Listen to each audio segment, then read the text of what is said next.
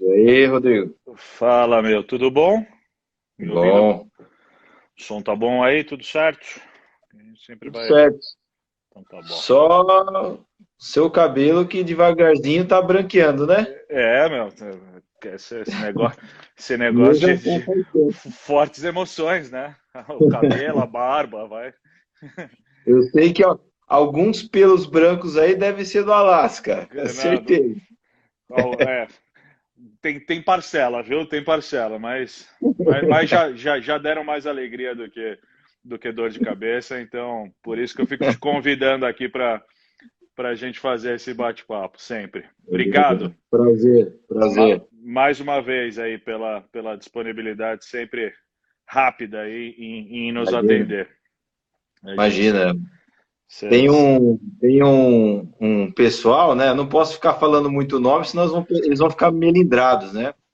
Mas tem, assim, no máximo uma meia dúzia, né? Que se apertar o botão aqui, eu tenho que atender na hora, né? E eu gosto de lembrar de quem apoiou a gente quando a gente não era nada, né?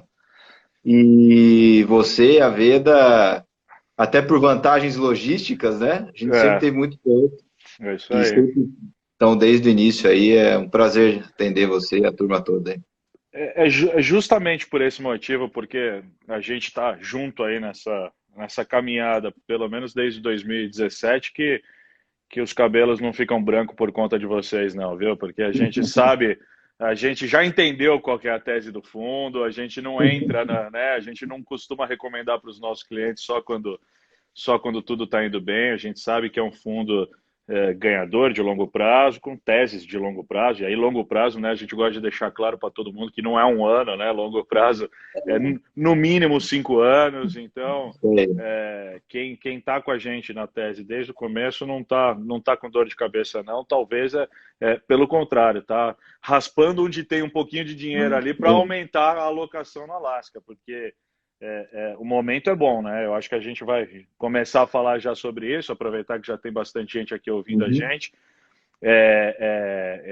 Eu acho que, pô, tá pintando um cenário que para você é muito bom, né? O dólar começando aí a querer E enfraquecer um tem pouquinho.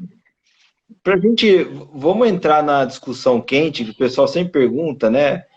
O dólar envolve o BDR, né? Vamos. Deixa só, vamos lá, só para a turma aqui, quem está prestando mais atenção também não perdeu o foco aqui na gente, eu vou tentar desativar os comentários, depois eu abro aqui. Quem quiser ir fazendo pergunta, vai mandando aqui no inbox aqui que eu vou tentando replicar ao longo da conversa e assim a gente segue melhor aí sem interrupções. Então, mais uma vez, obrigado. É um prazer sempre falar com você. Acho que da última vez que a gente falou, o mercado estava muito mais nervoso do que está hoje. Mais ainda, né, para o alocador do Alasca, talvez ele ainda não esteja sentindo que o fundo nos últimos meses, né, principalmente do Black, né, se aproveitou dessa melhora boa que o mercado, pô, eu acho que naquela época, lá 3 meses atrás, talvez foi quando a gente conversou, nem o mais otimista dos gestores achava que hoje agosto, a gente já estaria, né, nesse nível de bolsa que a gente atingiu aí 105 mil pontos recentemente. Então, foi de fato uma recuperação rápida. Acho que o Alasca, nesse sentido, por várias questões, não conseguiu se aproveitar de toda essa retomada, e aí eu acho que é a partir daí que você vai nos explicar o porquê, quais são as teses, né, a questão do dólar que você ia comentar, Uhum. porque acho que eu sei que é um ativo que você sempre olha, mas vale relembrar para todo mundo. Fica à vontade. Primeiro assim, uma questão matemática, né? Quando as pessoas olham, que nem você comentou, né? E é comum, essa percepção é comum. Fala assim, pô, não deu para se aproveitar tanto da recuperação. Na verdade, essa volta, a gente não voltou alavancadaço, vamos falar assim, né? E tem alguma coisa ali, sim. Tem opção de bolsa, tem o dólar e tal. Mas se a gente olhar dos 63 mil pontos, né, que foi a mínima, até o 100 mil pontos, essa subida percentual, o Black subiu mais. Acontece que a queda foi Foi maior, foi maior. vertiginosa. Então, quem entrou ali em março está dando uma porrada no fundo, mas a gente tem uma conta grande para pagar, né? E vai ser paga, mas aí o pessoal quer que paga já, né? Então, vamos com calma. Eu também gostaria de pagar já, mas não pode se atropelar. Bom, eu acho que o dólar, né? Tem uma questão interessante que você puxou, as pessoas sempre perguntam, né? E só para deixar claro, né?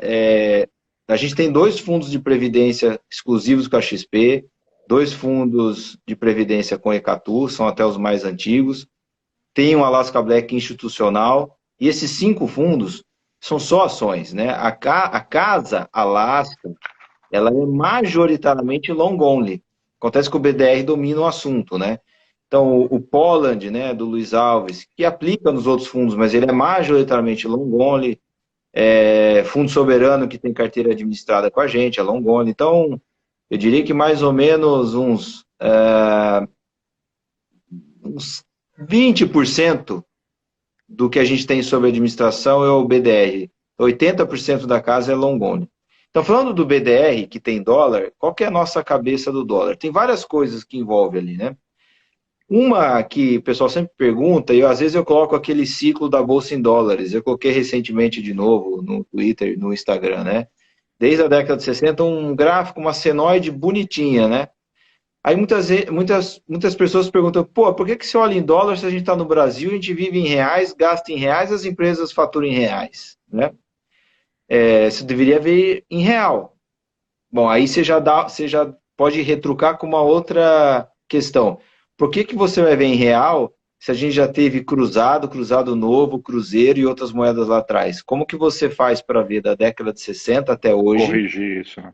Corrigido. Você usa a moeda local e corrige por um índice inflacionário, pelo IPCA. Ó, IPCA não dá, porque o IPCA foi criado em 1980. Então tem que olhar um outro, IGPDI. IGPDI dá, de fato dá. Você consegue pegar de 65 até hoje, corrigido em IGPDI, e adivinha que gráfico que vai dar? Muito parecido com o gráfico em dólar. Se você olhar o gráfico em dólar, ou histórico dos preços em franco suíço, ou em marco alemão, e depois você emenda no euro, né, porque foi o marco alemão que deu origem ao euro, ou em moeda brasileira corrigida por inflação, a natureza é a mesma. Dá para você ver numa outra moeda também, dá para você ver numa moeda chamada ouro. Você divide a pontuação por ouro. Então vai dar um ciclo bacana. E aí, as pessoas começam a entender que é o seguinte, a base com que você vai utilizar, que é no caso a moeda, tanto faz, desde que seja uma boa métrica. Então, se você quiser calcular a distância de São Paulo até Guarulhos em metros, pode. Se você quiser, você pode calcular em quilômetro. Você pode ver em jardas ou em léguas marítimas. Você pode ver o jeito que você quiser. A distância é o que é. Agora, a base que você vai escolher é bom que tenha alguma utilidade. Quando você vai usar preço ao longo do tempo, uma base boa é uma base mais honesta, mais estável. E são as moedas fortes, né? E as pessoas questionam quando a gente olha o ciclo dos ativos brasileiros em dólar. Ela acha estranho e tal. Mas ela não questiona quando ela vê o histórico de preço do ouro em dólar. Por que você vai olhar em dólar? O que o ouro tem a ver com o dólar? Não tem nada a ver. O ouro é produzido na África, produzido no Brasil, não é produzido nos Estados Unidos. E por que você vê em dólar? Porque faz sentido ver em dólar. Então, se você é um investidor global, sediado em Luxemburgo, você tem 200 bi de dólar para alocar no mundo, você quer procurar ativo na Ucrânia para comprar, você vai ver enquanto aquele ativo está na moeda ucraniana, você está pouco se lixando. Você quer saber quantos metros quadrados de uma laje corporativa em Kiev você consegue comprar com seus dólares, com seu poder de compra. Então, sob esse ponto de vista, você vê que historicamente o Brasil está muito barato para quem é um investidor global. Isso é uma forma de você enxergar Brasil ao longo do ciclo, é um jeito mais estável. Essa é a explicação do porquê que você olha preço de ativos no mundo numa moeda forte. E aí tem uma outra coisa.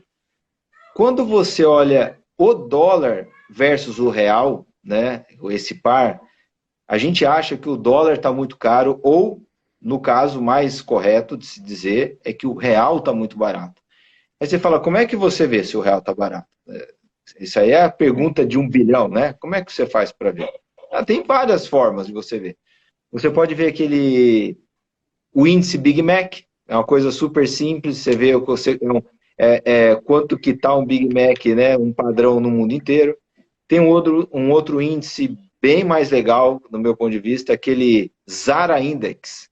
Você vê um padrão de peça de roupa, uma coleção de roupa da Zara em vários países do mundo, e você vê aqui no Brasil. Normalmente o Brasil sempre era um país muito caro, né? O que quer dizer que você colocar uma planta, uma fábrica nova no Brasil e competir com o resto do mundo, você ia sair em desvantagem. Então você tem o Big Mac, você tem Zara, você tem um índice que é calculado pelo Banco da Basileia, que na verdade é a reunião de todos os bancos centrais do mundo. É um índice que calcula a taxa efetiva real de cada moeda. Ele coloca numa matriz. Para cada país, a matriz é diferente. Então, ela pega para o Brasil. O Brasil tem relações comerciais com quais países? Aí vai lá, Argentina, Estados Unidos, União Europeia, Eslovênia, vai todo mundo. E para cada país, dependendo da corrente de comércio do Brasil com aquele país, a moeda do outro lado tem um peso maior ou menor. Então, para você medir a competitividade do real, é muito importante o dólar, que é um parceiro comercial importante do Brasil, Estados Unidos, a União Europeia, que é o principal, a moeda chinesa. Aí você tem a moeda japonesa, a moeda argentina. É importante, quando o peso cai muito, começa a atrapalhar o real, que ele é um parceiro comercial nosso. Quando você olha esse índice, o real está historicamente muito barato. Níveis 2003. Então, é um outro indicador. Tem outro indicador que eu gosto muito, que você foge do economês e das planilhas teóricas, você vai lá na Klabin e fala assim, Klabin, como é que tá para você produzir no Brasil e exportar embalagem? Você está competindo bem com os outros players lá fora ou você está sendo esquisado na margem? Está difícil. Aí ela fala, olha, não, tá legal, estou fazendo uma margem espetacular. Aí você conversa com a Marco Polo. Marco Polo, para você exportar double decker, aqueles grandões, bonitões, rodoviários, para você competir ali na África com companhia chinesa, tal, como é que tá a margem? Tá voando de braçada. Então você começa a ver, o real tá barato. Você vê de várias fontes diferentes a competitividade aqui do real. Isso bate muito com o gráfico em dólar. Porque o Brasil em dólar tá lá embaixo. Aí você fala assim, olha, se o Brasil ficar com esse patamar de real barato, o que vai acontecer com o país ao longo do tempo? Vendo que tem reserva cambial, o Brasil não tá devendo para o resto do mundo em dólar, quer dizer, as contas estão em ordem. O que vai acontecer com o tempo? O Brasil vai cada vez mais ganhar mercados lá fora, isso vai ajudar o PIB. E aí você tem uma reversão, né? Só que tem uma coisa importante. Quando você olha balança comercial, a balança está forte. A gente fez o melhor agosto da história do Brasil, né, em superávit. Isso, teoricamente, é entrada, né, de dólar. Só que para você ver uma conta maior do que isso, do que só a balança comercial, é legal você ver o conta corrente. Que aí você tem outros fluxos, né? Você tem remessa para fora, dívida, empresa remetendo grana, dividendo indo para fora. Quando você vê o conta corrente também está positivo, bem positivo. Isso é muito novo para o Brasil. O Brasil tem conta corrente negativa. E a gente fez a melhor conta corrente da história do Brasil em abril. Quer dizer, quando o dólar disparou para aqueles 5,90, 5,80, o Brasil fez um burrilhão de superávit. Então ali você já vê que existe um limite, né? Não existe aquele dólar de 8 que o pessoal fala. Só que quando você vê o fluxo cambial de verdade, que aí eu quero ver a TED para fora, né? Tá baixinha, tá perto de zero. A gente tem um conta corrente bem forte, só que a entrada mesmo é bem pequena. Porque o que acontece? Se a Vale exporta 10 bi, esse 10 bi tá na balança comercial e aparece no conta corrente. Só que se ela deixa esses 10 bi lá fora, numa conta offshore, não tem entrada. Então o fluxo está baixinho. Então o que está acontecendo, na verdade? O Brasil, as exportadoras estão deixando bastante caixa fora do Brasil, porque lá da época do Manteiga, quando tinha aquele currency war e o Brasil era extremamente caro, o governo facilitou as empresas deixarem dinheiro fora do Brasil. Não, tudo bem, tá ótimo, acho que tá certo. Então elas estão deixando lá fora. As empresas brasileiras que tinham dívida em dólar, tomaram dinheiro aqui no Banco do Brasil, Itaú, Bradesco, e pagaram, remessa para fora. Hedge, o tal do hedge barato. Um monte de gente que está querendo comprar bolsa ou NTNB está fazendo o hedge no dólar, então compra dólar. Isso daí, ele tem uma certa finitude, ele meio que para. Então a dívida pública brasileira, hoje é só 6% detida por gringo. Ele não vai diminuir muito mais, porque o estoque ele é finito. As empresas que swaparam dívida em dólar por dívida em real, também, uma hora isso aí acaba. E o caixa que as empresas brasileiras seguram lá fora em dólar, uma hora isso vai começar a custar, porque se o real começar a andar, ela vai querer internalizar. E o Brasil imprime dólar. A gente planta dólar no Mato Grosso. Né? A gente não planta soja, pode chamar de dólar. Estamos plantando várias 100% notas de exportação. Então o Brasil planta dólar no Mato Grosso, exporta dólar via minério e tal, e a gente está fazendo esses recordes absolutos aí em balança tal, com preço de commodity baixinho. O que é o contrário de 2011. Quando, em 2011 o Brasil tinha um superávit na balança comercial razoável, mas com preço muito alto de commodity. Quer dizer que o risco estava para o downside. Se a commodity baixasse de preço, se virava a balança. Agora o contrário. A balança está muito forte com preço baixo de commodity. Então, na minha opinião, a gente tem uma bomba armada. Uma hora esse fluxo e esse dólar ele vai acabar despencando no Brasil. Ou o real subindo, porque você já swapou dívida, você deixou caixa lá fora, a balança já virou e o Brasil está ficando cada vez mais competitivo. Então, uma hora vira. E o fluxo de investimento estrangeiro também já saiu. Também, assim, você tem um limite para isso acontecer, né? Não dá para sair os mesmos volumes passados para sempre, né? E não tem um fator interessante, que está começando a ganhar corpo. Todas essas medidas os leilões do Tarcísio, né? Linha férrea, ferrovia, esse leilão de porto, o PPI avançando, essa lei do gás, tá meio que o cerco está começando a ficar armado para você ter um FDI, direto mais pesado. Então, assim, parece um tic-tac, sabe? Estou vendo uma bomba armada ali, que uma hora esse fluxo vai, da mesma forma em que a gente viu de 2002 até 2008, o dólar sair de 4 para 1,57, ninguém conseguia segurar, não tem o que fazer, e depois do 1,57 a gente vai até os 5,90 em 10 anos, não tem como segurar, vai acontecer de novo do outro lado. Porque são fluxos que demoram muitos anos, né? Normalmente, essa balança comercial e essa conta corrente já seria o suficiente para jogar a cotação do dólar para baixo. Tem uma força muito grande empurrando para baixo, que é o fluxo real, né? A linha de comércio e tal. Só que a gente tem um fluxo muito forte empurrando o dólar para cima, que tem esse efeito de estoque, que é o swap de dívida, a remessa para fora, o hedge, só que isso aí uma hora para. E aí, depois, daqui uns poucos anos, não vai demorar muito não, ou talvez meses, eu não sei, a gente vai ver o outro efeito, que vai ser a compra de real, mas não vai ter venda.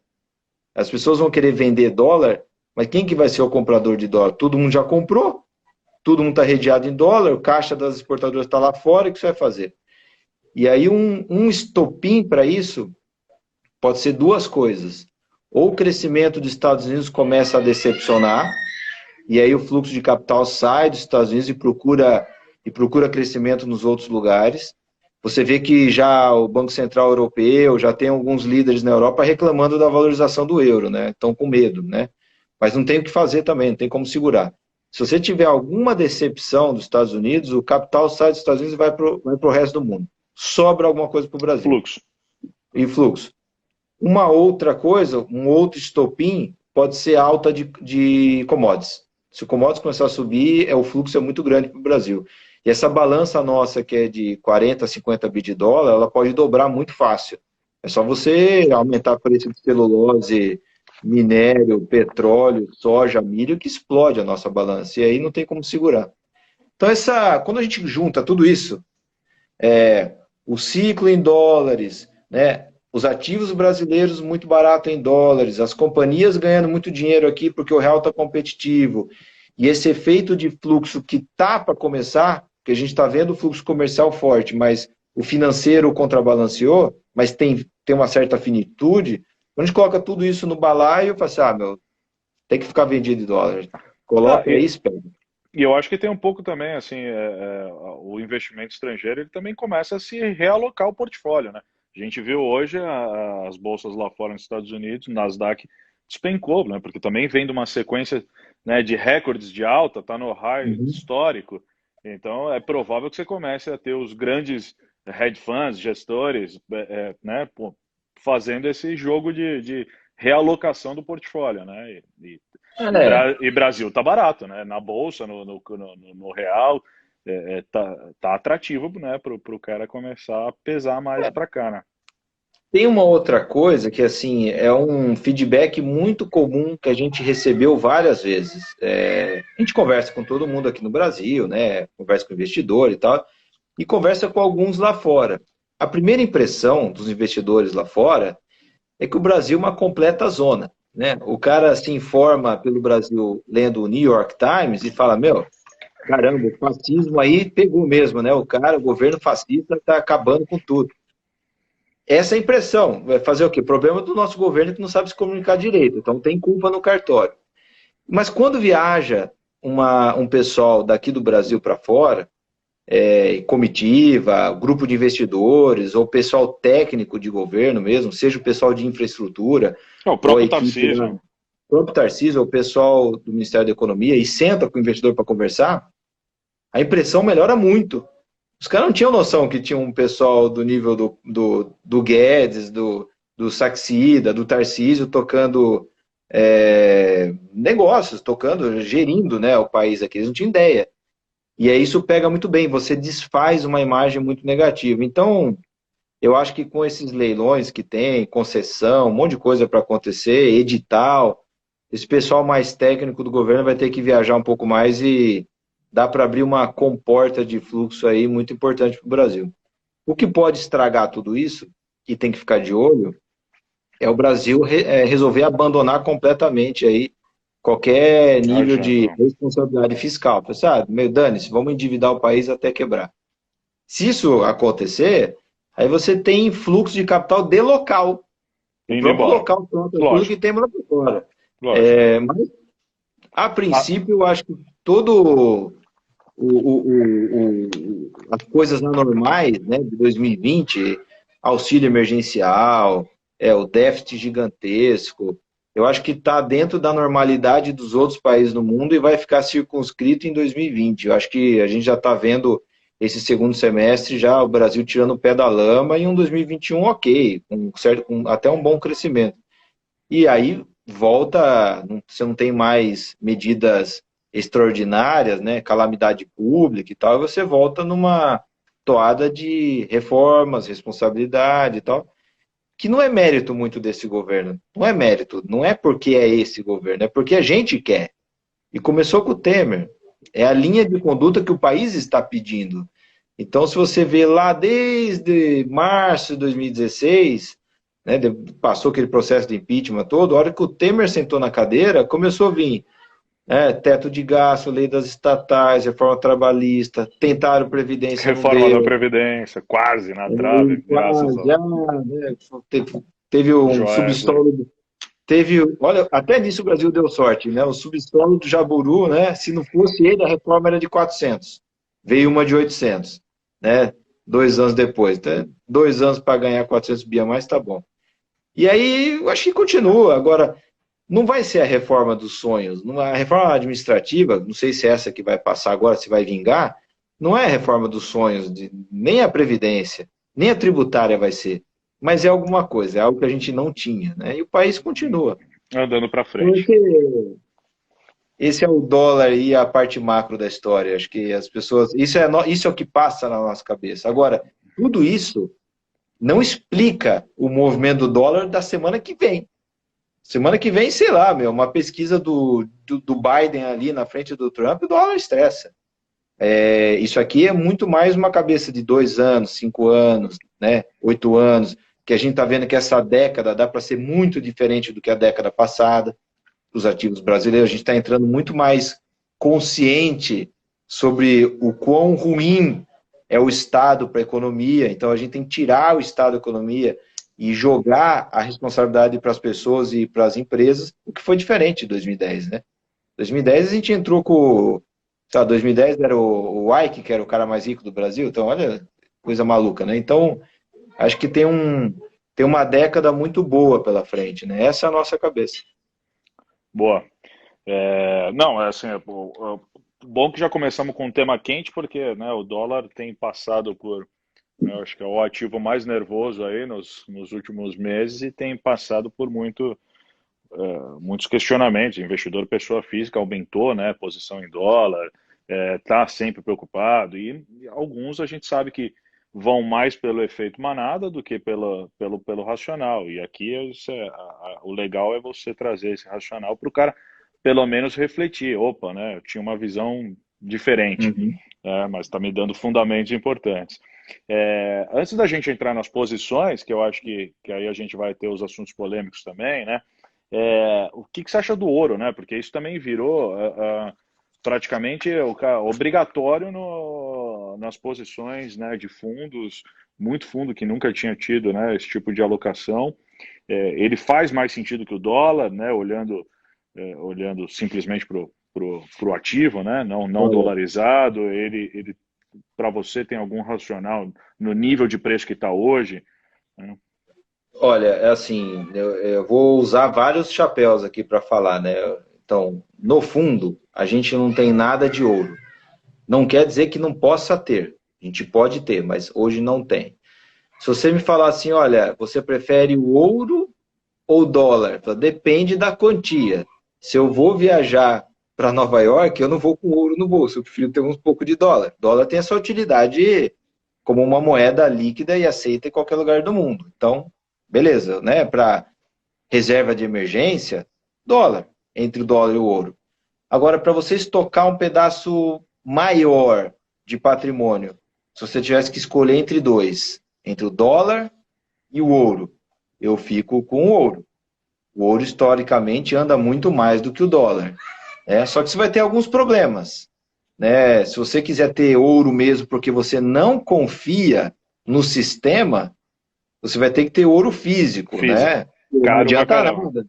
Você ter um ouro ali na BMF ou na NYSE ou na de Chicago e na hora do vamos ver, o governo não te entrega. É um papel.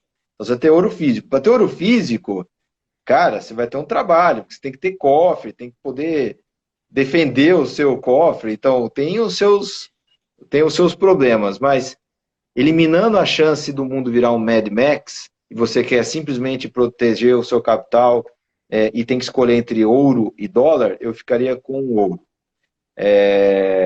Agora, o ouro, para você fazer uma conta do que é o valor justo do ouro, porque ele vale esse US$ 1.900 aí versus o dólar, como você justifica? Eu não consigo justificar. Para eu justificar, eu tenho que olhar gráfico antigo. Ah, mas que na média ele vale 1 grama de ouro. 1 grama de ouro eu compro tantas ações do S&P. Você faz relações, né? Você faz contas relativas entre os ativos. Eu não consigo fazer uma conta de valor justo do ouro. Não consigo fazer uma conta de valor intrínseco. Agora, se eu vou numa fazenda, uma fazenda de terra roxa, produtiva, eu consigo fazer conta de valor intrínseco. Você consegue ver quanto que aquela terra produz, né? Numa seleção de grãos, qual é a margem, né? Qual que é o yield daquela terra, ou uma empresa geradora de caixa.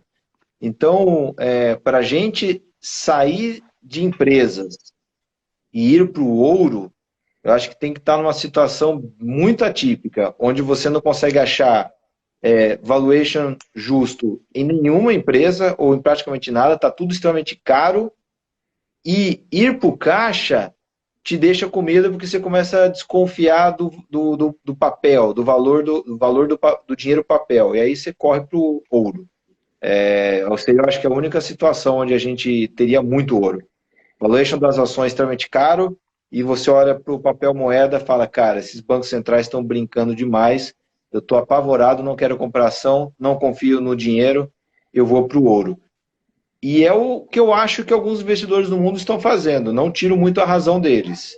É que eles não se atentaram para o Brasil. Eles ficam discutindo Estados Unidos, lá as coisas estão muito caras mesmo. Então o cara acaba colocando ouro no portfólio. Você vê o Ray Dalio, né? Uhum. Defende. Não é um pessoal fraquinho que está defendendo, que Sim, tá sim. comprando ouro. Por outro lado, tem um pessoal bem pesado também que também pega a linha de não achar que tem valor intrínseco no ouro.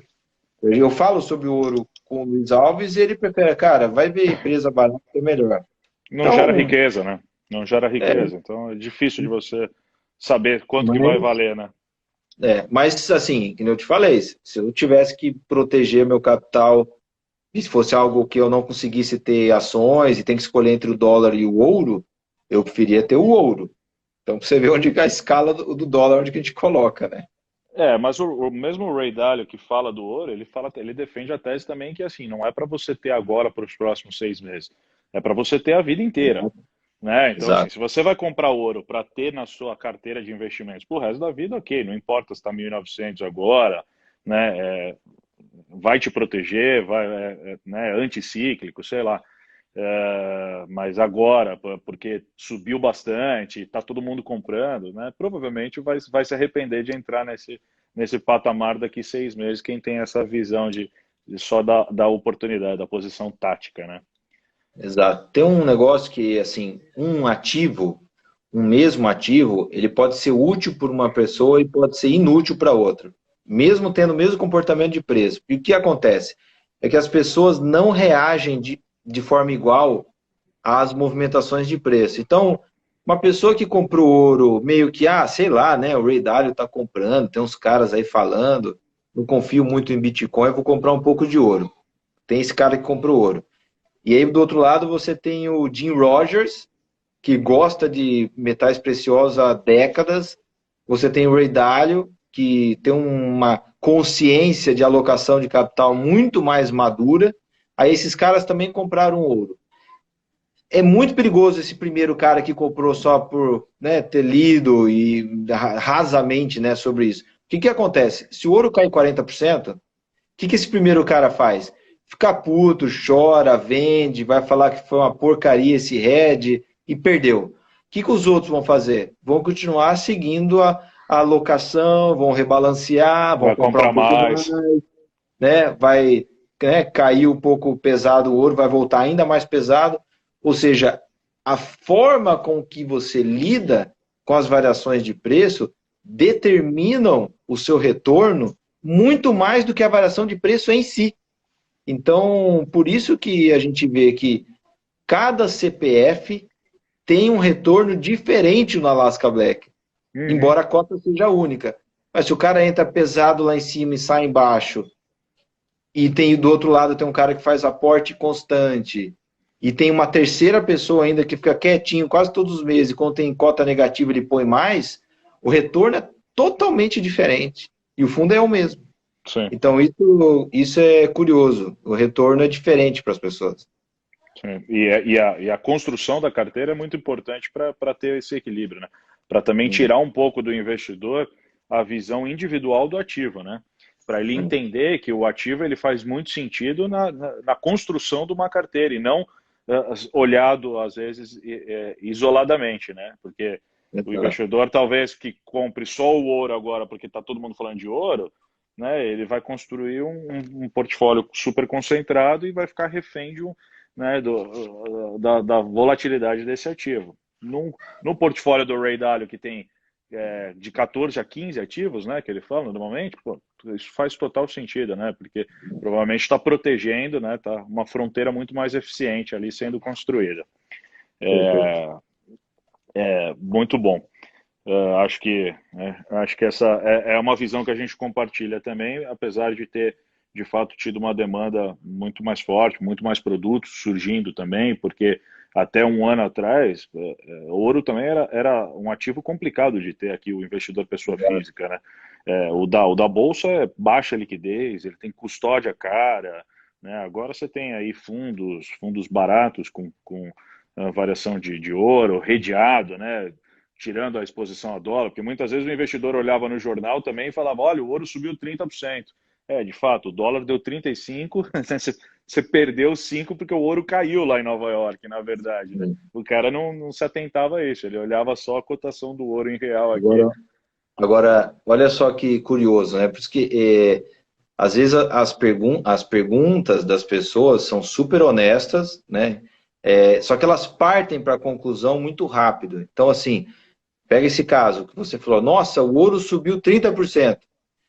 Aí uma explicação um pouco melhor do que essa, você não, na verdade o ouro está parado em Nova York, lá foi o dólar que subiu 30%. Nem essa está correta. Foi o real que caiu 30%. Também. O dólar pode estar parado em relação ao euro, em relação ao ien, foi o real que tombou. Nesse Então, ano, assim, sim. não é o ouro nem o dólar, é o real. Então, assim, isso é um negócio que muda muito, abre muito a cabeça das pessoas, se elas levarem esse mundo da contabilidade, que é o tal do ativo e passivo, sempre você tem bipartite, né? Você sempre, uma coisa é relativa a outra. Então, assim, olha, o Itaú tá barato, falta um complemento. Em relação ao quê? Normalmente em relação em relação ao real, né? Em relação ao dinheiro parado no CDI. Você tem que sempre lembrar qual que é a base. Então, assim, eu acho o Itaú, o Bradesco, barato em relação ao CDI, mas não acho mais barato do que as outras oportunidades que tem na Bolsa, então não tem no fundo. Então, é sempre o ouro cotado em quê? Né? O S&P tá caro ou tá barato? Versus o quê? Versus o dólar. Eu acho que versus o dólar, bobear tá barato. O dólar tá caro pra caramba, a hora que o dólar no mundo começar a desvalorizar, várias empresas do S&P vão voar de ganhar dinheiro, porque elas exportam para o mundo inteiro. Elas faturam no mundo inteiro, Johnson Johnson, 3M, Starbucks, né? Um monte de empresa que fatura no mundo inteiro. General Colgate. Electric, General Motors. Quando você tem o dólar desvalorizando, elas vão ganhar muito mais dinheiro em dólares quando elas internalizarem o que elas faturam em ien, em real, em euro e tal. Então, versus o dólar, talvez. Versus o Brasil, aí eu acho caríssimo o S&P. Prefiro aqui. Então, sempre tem que lembrar do par. Ele nunca é nominal, sozinho. É sempre em relação a alguma coisa. E aí a gente entra numa outra discussão que o Ray Dalio tem chamado. E essa é pesada, eu acho que pode influenciar muito o Brasil. A gente nunca teve isso, vai ter agora. É a frase dele que cash is trash. Né? Será que é, né? O caixa agora não vai valer nada? E vai ter hiperinflação? Essa é uma discussão importante. Olha, se você vê o que era a definição de inflação, década de 50, década de 60, no dicionário mesmo lá nos Estados Unidos, é inflation. Não menciona nada sobre preço. Inflation é você inflar a base monetária mesmo. Você tinha 100 dinheirinhos em circulação, sai de 100 dinheirinhos para 120 dinheirinhos, a inflação é 20%. Não interessa se o preço da cabra ali continua o mesmo. Então a inflação era expansão monetária. Aí virou índice de preço e tal. Hoje, se você olhar sobre a ótica passada, como está a inflação no mundo, a inflação está bombando. Porque o que o Fed está imprimindo de dinheiro, o Banco Central japonês, o Banco Central europeu, o Brasil está imprimindo dinheiro, um monte de gente está imprimindo dinheiro. Então as pessoas estão inflando as bases, você está criando muito mais dinheiro. Só que vai ser muito mais dinheiro disputando os mesmos ativos. Aí você vai ter aumento de preço. Nossa, o ativo valorizou. Não, o ativo valorizou, a moeda que caiu. Aí entra de novo o par. Então, mas eu acho que isso no Brasil não pegava isso no Brasil, porque o dinheiro rendia muito aqui no Brasil. Esse dinheiro que rendia 14% CDI, 20%, 45% na época do Armínio Fraga, você não tinha esse efeito inflacionário pesado nos ativos, porque o dinheiro não saía da renda fixa para disputar ativo, não precisava. E agora acho que a gente vai ver isso. O mundo experimentou inflação de ativos nos últimos 10 anos e o Brasil ficou de ladão, ficou lá para baixo. Mas agora esse 2% aí de CDI, e 2 para mim, 2, 4, 4,5, 3, tudo igual. Como que vai ser o impacto disso tudo quando essa grana começar a disputar ativos? Fundo imobiliário, terreno, empresa de capital fechado, startup, ação. Mas Aí como, acho que... mas como o nosso mercado é pouco desenvolvido, até se criar uma bolha mesmo, né, de preço de ativo, acho que você tem uma janela aí de oportunidade para desenvolver mercado de capitais e Não, trazer muitos novos ativos para o mercado, né? A fila de é. IPO que tem, de capacidade de fundo imobiliário perto do que é nos Estados Unidos. Afinal de contas, a gente bateu 2 milhões de CPFs na Bolsa agora, né, perto do Ele anda em americano. paralelo.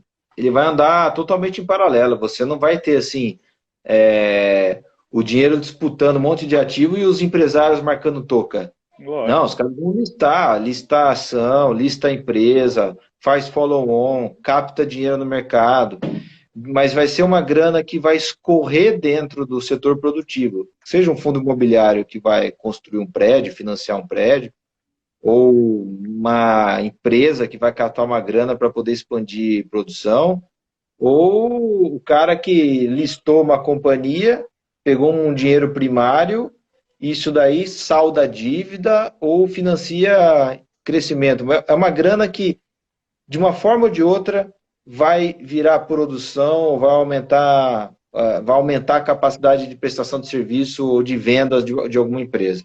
Isso para o PIB é fundamental, é ótimo. É a grana da pessoa física deixando de financiar o governo e começando a financiar quem produz. Agora, vai ter picareta, vai ter cara bom pra caramba. Aí, né, sempre vai surgir cara oportunista e gente que vai Uhum. pegar o dinheiro do acionista e multiplicar por Fácil, 10. né? É. Vai tudo. Mas essa inflação de ativos, ou seja, o ativo subir versus o dinheiro, eu acho que a gente vai ver no Brasil, assim como o mundo está experimentando há um certo tempo. Então, março já deu uma pista de como as coisas estão violentas, né? A queda foi extremamente violenta, a volta lá fora foi mais violenta ainda do que a queda. O Brasil está meio machucadão aqui, porque tem esse Os imbróglio problemas. de teto, de gasto, o presidente que não fala direito, o Congresso que dá uns sustos na gente. Mas eu acho que esse negócio está fazendo assim, está começando a querer entrar numa certa sintonia, né? Então, eu acho que a gente vai ver inflação de ativos no Brasil. E não vai ver inflação ali no IPCA. No IPCA, mas essa era uma outra pergunta que a gente fazia. Você acredita que a inflação do tipo IPCA, né, porque aí eu falo já generalizando para o resto do mundo, ela tem espaço para existir ainda, assim, do ponto de vista, porque a gente vê o movimento da tecnologia, ele é completamente desinflacionário, né? E ele só tem acelerado a gente vê os Estados Unidos há pouco tempo, pleno emprego, salários aumentando, né, sendo reajustados, e os Estados Unidos com dificuldade de subir juros, porque a inflação não estava de fato acontecendo, né? E acho que é uma realidade, né? Isso ainda não tem no livro, né, de finanças lá, né, lá de trás para a gente estudar, para falar, não, quando a tecnologia existir, a pressão sobre a inflação vai ser o contrário, né? Olha, a gente está usando a tecnologia, ou está usando a tecnologia como o culpado aí pela deflação, ou a baixa inflação. Mas assim, olha, eu vou pedir permissão aqui para rasgar uma pancada de conceitos de economia. Eu sei que eu estou burlando a regra aqui, mas eu vou usar meu chapéu de engenheiro naval. Então eu vou olhar do ponto de vista meio mecânico o que está acontecendo. Não vou olhar do ponto de vista econômico. Eu estou achando que essa enxurrada de liquidez é deflacionário para bens de consumo. Ele é inflacionário para ativos. Então, a hora que o SoftBank, né, do japonês lá, pega 50 bi de dólar a mais, porque esse capital custa zero. Então, vamos ver, foi impresso. Alguém imprimiu esse negócio, né? Ele pegou 50 bi de dólar. Ele fala, isso aqui não me custa nada. O carry dessa dívida é zero. Posso fazer o que eu quiser. Ah, quer saber? Tô inventando, nem sei se é o caso, tá? Bota aí 5 bi de dólar no Rappi, põe mais 5 bi de dólar no iFood, compra aí mais 10 bi de dólar no WeWork, tá? O Jim que que Pass. acontece? O que que acontece com isso? O Rappi, o iFood, todos esses caras recebem uma granaça, ele vai lá, ele oferece muito mais serviço, muito mais capacidade. Só que essas empresas, e aí onde que entra a tecnologia, plataforma, tecnologia e tal, todo novo entrante, por definição, ele tem que ter uma componente deflacionária nele, porque ele está entrando, competindo num setor, logo ele tem que baixar preço, o preço dele tem que Sim. ser melhor, tem que ser melhor. Ele baixa o custo logístico, ele baixa o custo de entregas, baixa o custo de desenvolver sistema, alguma coisa. Então, essa enxurrada de dinheiro fomenta a criação de muita capacidade produtiva, de tecnologia, de entrega e tal, e na ponta final é deflacionário. Uhum. Então, essa enxurrada de dinheiro novo provoca deflação ao invés de inflação. E aí você começa a entender um pouquinho que o Brasil lá atrás, quando não tinha dinheiro para nada, você não tinha capital entrando aqui, esse tipo de coisa, você não tinha capacidade produtiva, né? O Brasil, juros de 30%, 40% ao ano, quem que ia montar uma empresa?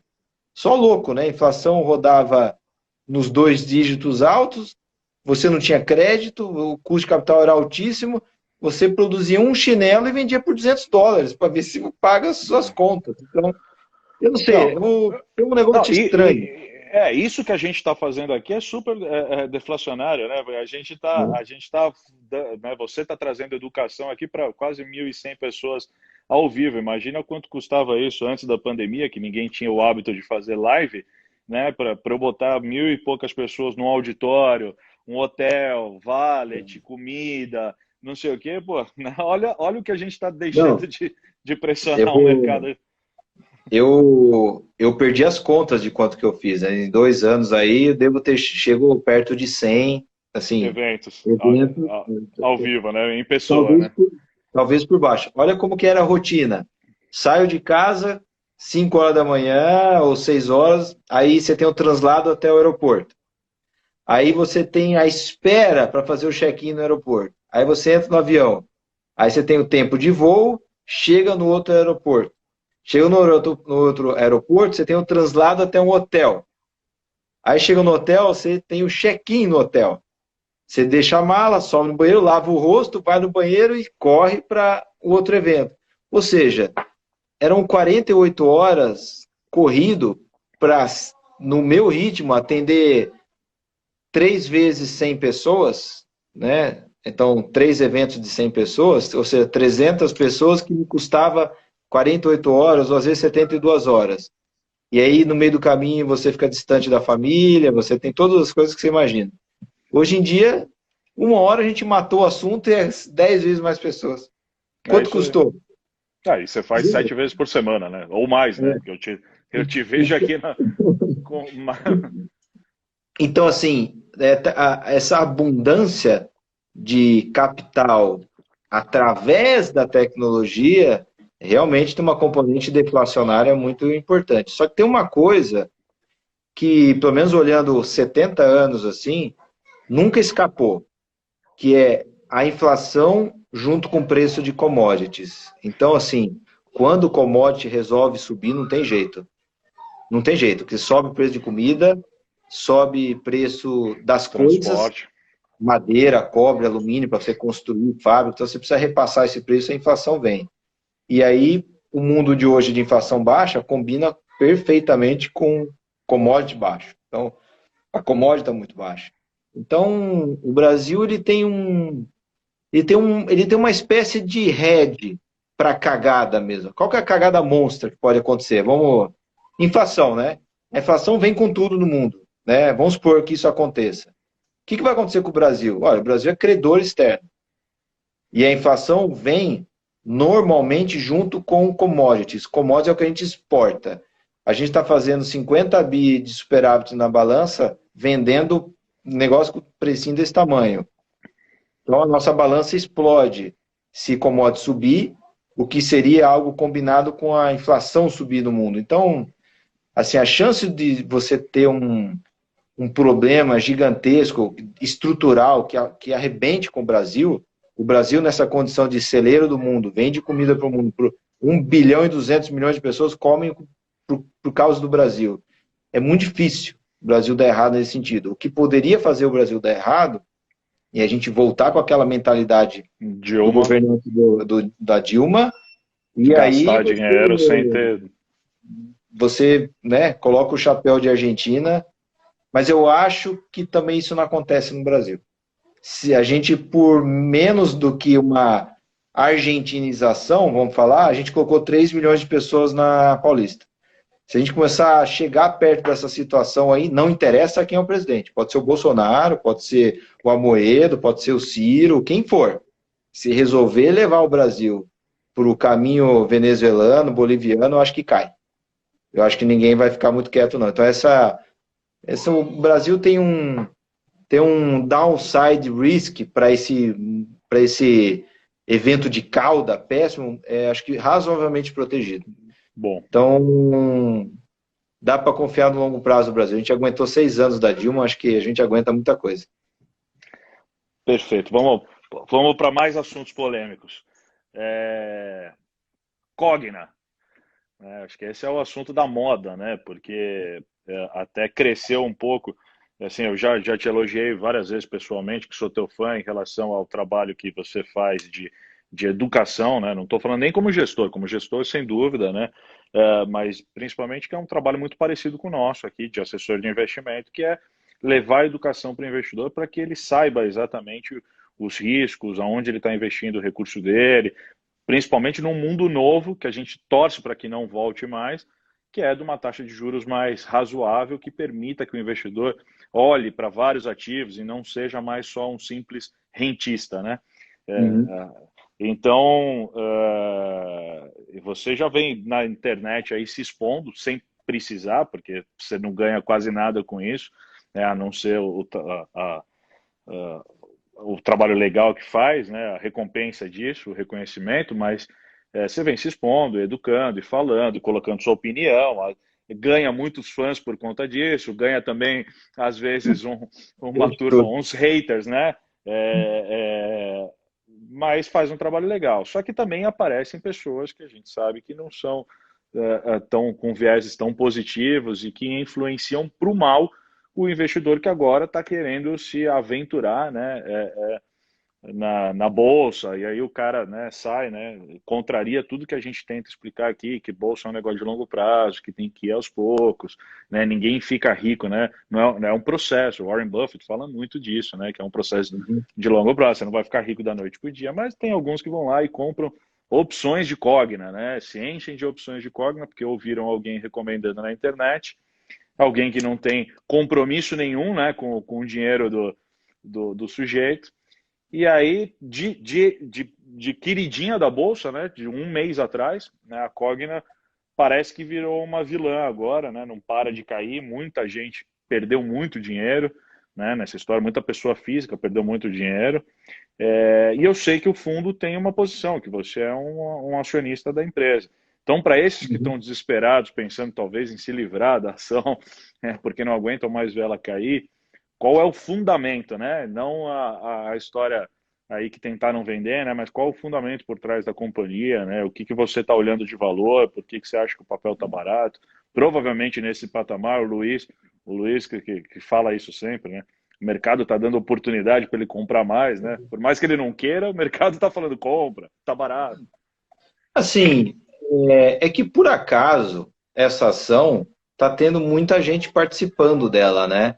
Mas é o meio que o normal da nossa vida, assim. A Login, ninguém lembra, mas a Login a gente começou a se meter em login nos R$8, R$7, comprando Mas um era um pouquinho. papel de institucional, né? Era um papel que pouca pessoa física conhecia, né? A gente foi comprando até R$2, né? E depois, sei lá, tá 18, 17 agora, e aumentando muito a posição conforme o papel caía, né? Porque uma coisa é quase certeza, se a gente achou alguma coisinha que está barato, se eu encostar a mão, ela cai. Nunca, acho que é barato, encostei e sobe. Nunca aconteceu. A Magazine, antes de começar a andar, a gente perdeu 50%. só para começar, sabe? A gente começou a comprar perto de uns R$ 18 numa outra base, antes de split, não lembro mais quanto que era. Ela chegou a cair até 8. Sim. Então, sem ajustar. Então, uns quase 60% de queda, desde a nossa compra inicial. E depois foi tudo bem. Mas essas empresas que a gente identifica que está muito barata e está passando por uma mudança grande, cada empresa tem a sua mudança. Pode ser mudança de negócio, mudança de management, pode ser que esteja mudando completamente a geografia, o produto, sei lá. Mudança é risco.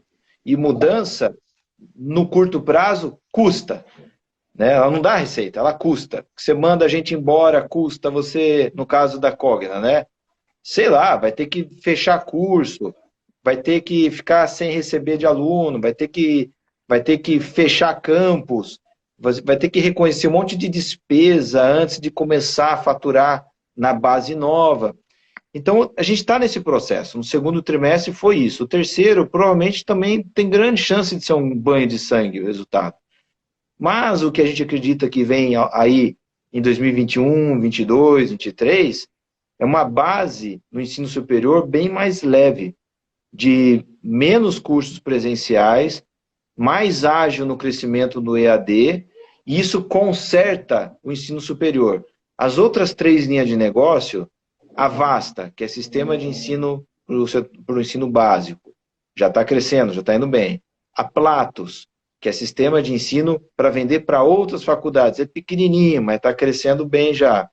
E a Saber, que tem as escolas próprias, as escolas do Anglo e tal, que geram um baita caixa, e também está crescendo, também já está bem. Essas 3, a gente acha que só melhora. Só que as 3 somadas ainda não são tão importantes perto da Croton tradicional, que é o ensino superior. E esse está passando por uma transformação grande. Então, enquanto isso não ficar visível, o mercado não paga. Só que se você pagar depois que ficar visível, você não paga o preço de hoje.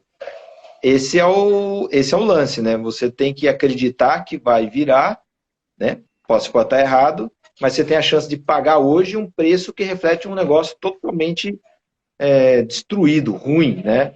Então a gente acha que o management tem capacidade de melhorar a operação, mas tem que acompanhar, tem que ir lá, ver, acompanhar, trimestre a trimestre, mês a mês. Mas é isso que você falou, é um papel que você está comprando para o longo prazo, você não esperava provavelmente a alta que teve recente. Bom, acho que a gente vai cair aqui, depois de qualquer coisa a gente volta, tá? O Instagram corta aí. Mas deixa cair e depois a gente volta, eu entro de novo, você me chama aí, eu entro de novo. Mas assim, agora, a pessoa comprar opções para tentar dar aquele tiro de curto prazo, eu não recomendo para ninguém, de jeito nenhum. Aliás, se a opção tiver cara, a gente vende para financiar a posição de ações carregadas. Uhum. Essas são as duras lições que o iniciante toma, né? Eu comecei na bolsa quebrando, comprando a opção de Plim 4, Globo Cabo. Achei que ia ficar rico rápido, não rolou. Tentei 2 vezes. Ficou pobre rápido. Boa. Quando o papo é bom, então, é assim, a gente nem vê uma hora passar, já rapidinho já... Bom, enfim, aí, sobre opções, né? O que as pessoas... seria legal as pessoas entenderem sobre opções, né? Primeiro, ele é um ativo extremamente arriscado. Arriscado significa o seguinte, você pagou 50 centavos, pode virar R$2, ou pode valer 0, muito rápido. O que a gente faz no Alasca com opções? Normalmente a gente vende. 95% das vezes a gente vende. Vende tanto a opção de compra quanto a opção de venda. A opção de venda, normalmente a gente vende no lugar de ter uma ação, a gente gosta de ter uma opção de venda, vendida. É uma forma de velho investe em câmbio automático. Então, assim, se você acha a Vale legal, eu vou só usar números redondos para facilitar. Vamos supor, a Vale está R$55. Aí você fala, pô, R$55 é legal, a 62 eu já não acho legal.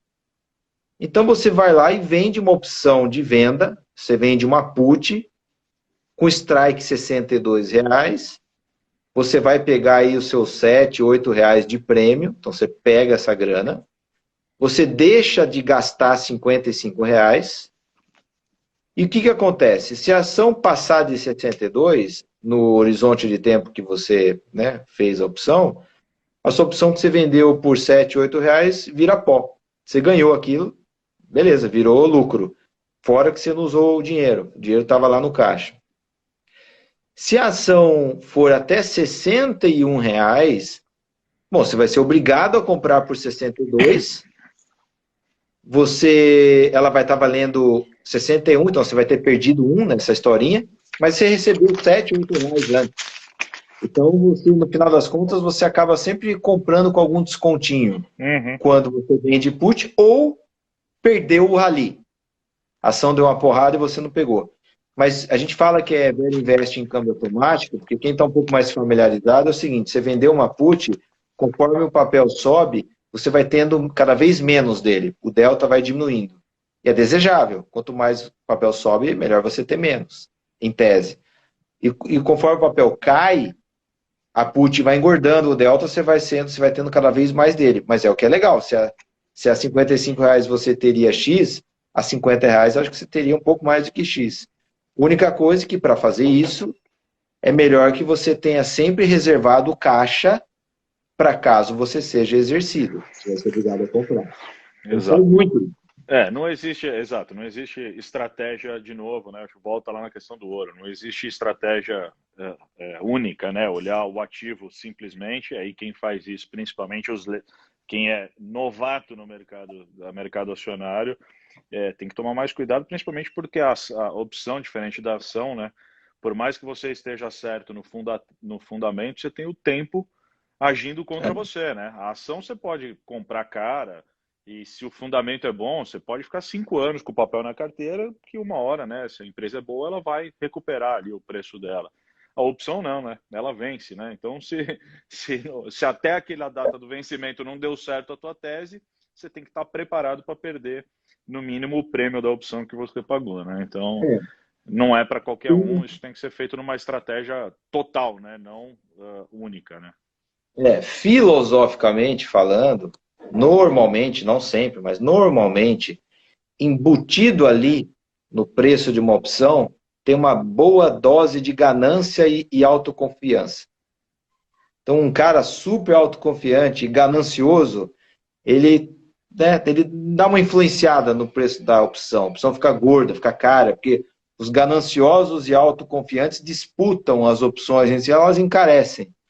Então, normalmente, quem vende opções de compra, desde que esteja coberto, né, que não vai vender papel, porra, exato, você exato. quebra, né? Que tenha o ativo, né? Você está ganhando um pouquinho para dar a ficha para o ganancioso e o autoconfiante brincar. Então, assim, opção, se você não sabe desenhar figura de opção, se você não sabe calcular prêmio, se você não sabe o que influencia as gregas, né? Se você não sabe de verdade que uma opção, não Fica se fora. mete. Fica Não fora. se mete, né? Não ouça quem talvez quer te vender aquilo que tem, né? Não, porque olha só que coisa curiosa. Se quando acerta, o bonitão foi você, e quando erra, o culpado é alguém, tá errado, né? O mérito tem que ser totalmente de um ou de outro. E quando você deposita um negócio extremamente arriscado em algo algo que você ouviu, algo que você leu, e você, né, coloca um valor substancial nisso, o nome disso é irresponsabilidade, né? Então, assim, são duras lições. Eu fui muito irresponsável já na minha vida de moleque brincando na bolsa. Nunca deu certo. E se tivesse dado certo, o capote ia ser muito maior depois. Ainda bem que não deu certo no começo. Porque eu já vi casos horripilantes onde o cara acerta a primeira, acerta a segunda e na terceira ele o tomba, perde. o O carro. terceiro ele perde o patrimônio, a casa, o imóvel e a família. Exato. Então, Eu já conheço, há 20 anos no mercado também, já conheço alguns casos bem complicados. E até de gente que entende, né? Assim, que não entende pouco, né? A gente brinca que day trade devia ser um programa do governo, né, de transferência de riqueza, né, porque é o jeito mais fácil de você transferir o seu patrimônio para os outros, né. No geral é isso, né? A estatística é isso. É óbvio que vai ter meia dúzia ali de caras geniais que vão se aproveitar e vão ganhar com isso. Assim como o velho investing também. O velho investing é uma filosofia aprovada, dá certo, tá. Dá, é verdade. Você vê os velhinhos lá, americanos e tal, mas vai fazer igual. Qual que é a diferença do velho investor lá, o Buffett, Charlie Munger, Peter Lynch, Luiz Alves, Luiz Bass? Qual que é a diferença deles para os Paciência. outros? Paciência. O É, cara apanha sem chorar, ele fala, né? ficar rico é um processo lento, com paciência, né? Tem uma frase do Buffett que ele fala o seguinte: você só precisa ficar rico uma vez na sua vida. Você faz para ficar rico uma vez. E não todo dia. Não, hoje eu vou ficar hoje, eu quero para agora. Porque não funciona. Monta uma estratégia que, dado 20, 25 anos naquele ritmo, vai dar um resultado muito bacana. É melhor isso do que você tentar fazer aquele home run, né, na semana ou no mês, né? Não, Sabe, não é assim. e ele ficou de verdade depois dos 60 anos, né? Ele no caso dele, foi uma construção devagar mesmo, assim, foi... Nunca parou, né? Tá até hoje lá. Não, Tá. é que hoje ele deixou de ser rico, né? Aí já já é coisa de outro planeta, né? Mas foi um processo lento.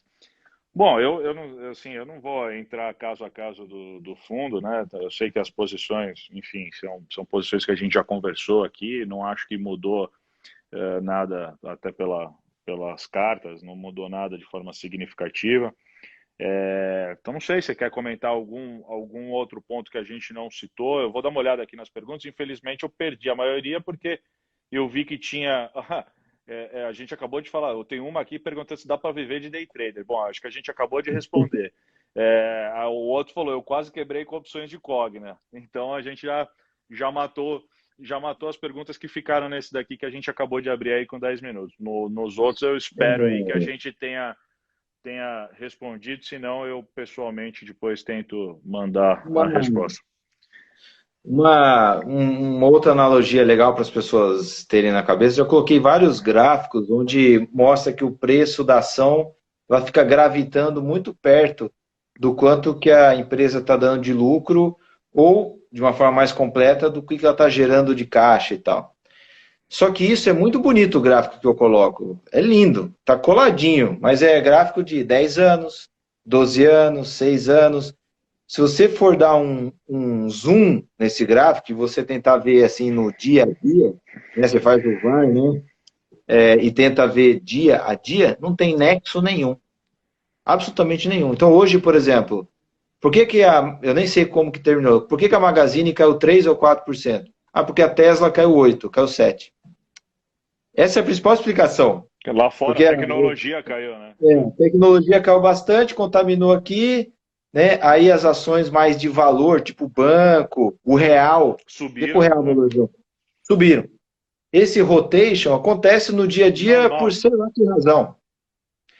E aí, isso vai determinar o futuro. Então, portanto, como a Magazine caiu igual a Tesla hoje, se a Tesla sumir do mapa, a Magazine também some? Não. Isso é no dia a dia. O que determina para onde vai a ação da Magazine é o lucro líquido dela nos próximos 10 anos. Então, quando a pessoa entra para operar alguma ação com cabeça de curto prazo, ela está entrando num terreno onde as leis da física são outras. Vale tudo. Vale tudo, não tem lei, não tem regra, não tem nada.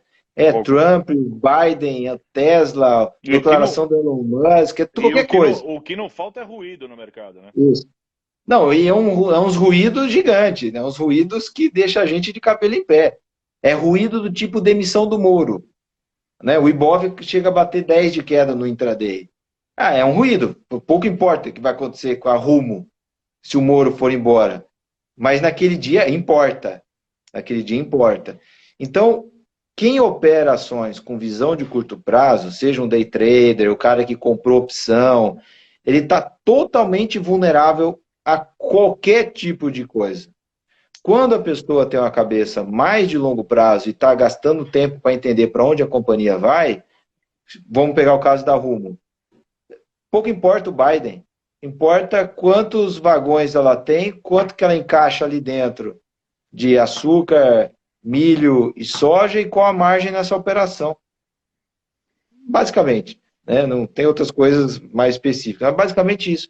Aí o resto fica menor. Por isso que quando você olha, eu acho que assim, o meu grande herói, referência no Brasil, é o Luiz Alves Paes de Barros. Eu acho ele o investidor mais completo que a gente tem aqui. Mas eu gosto muito de usar o exemplo do Barsi. O Barsi, se você conversar com ele, você vai ver ali um homem super simples. Tem a cabeça mecânica para as ações, focado. Ele não está preocupado se vai dar partido republicano ou democrata nos Estados Unidos. Ele está olhando quanto que a Klabin está pagando dividendo. Qual que é o valor patrimonial dela e está lá seguindo para prestar atenção lá na margem, vendo quanto que gera de caixa, vendo o Banco do Brasil, qual que é o próximo dividendo, quanto que está valendo versus o patrimônio, e acabou. É só isso mesmo. E faz com paciência. Então, assim, isso aí funciona. O problema do investidor é que ele quer ter uma carteira e tentar fazer uma análise igual os velhinhos, mas o cara fica de cabelo em pé olhando todas as notícias do mundo. É. Aí não vai funcionar. Eu acho, Né? Então, eu acho que essa é outra vantagem de nós que somos profissionais quando comparamos o resultado de uma carteira que a gente gere, no seu caso, ou que a gente assessora, no nosso caso aqui da Veda, versus o investidor que faz sozinho.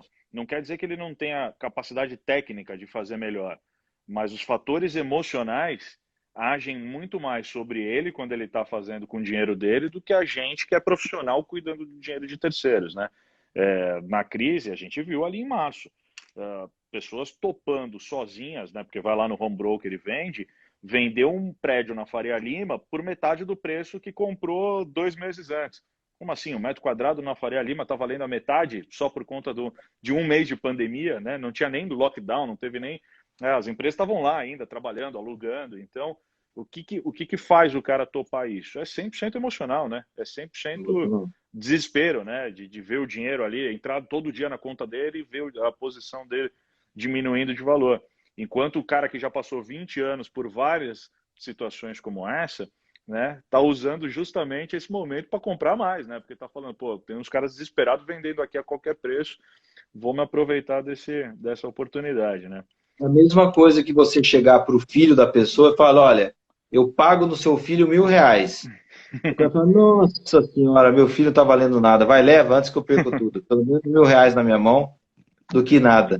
Não faz sentido. Você sabe quanto que vale? Exato. É o quanto eu estou pagando. Então, estou dando um exemplo exagerado, né? Ninguém é para vender filho. Mas assim, não é porque os caras... Acho que na quarentena tem alguns aí que estão trabalhando de casa que estão loucos para vender os filhos aí. Pelo menos aluga. Eu dou, né? Recebo aluguel. Mas assim, não é porque o preço é X que vale aquilo. E aí entra aquela analogia da nossa conversa. Sempre você tem que pensar no binômio.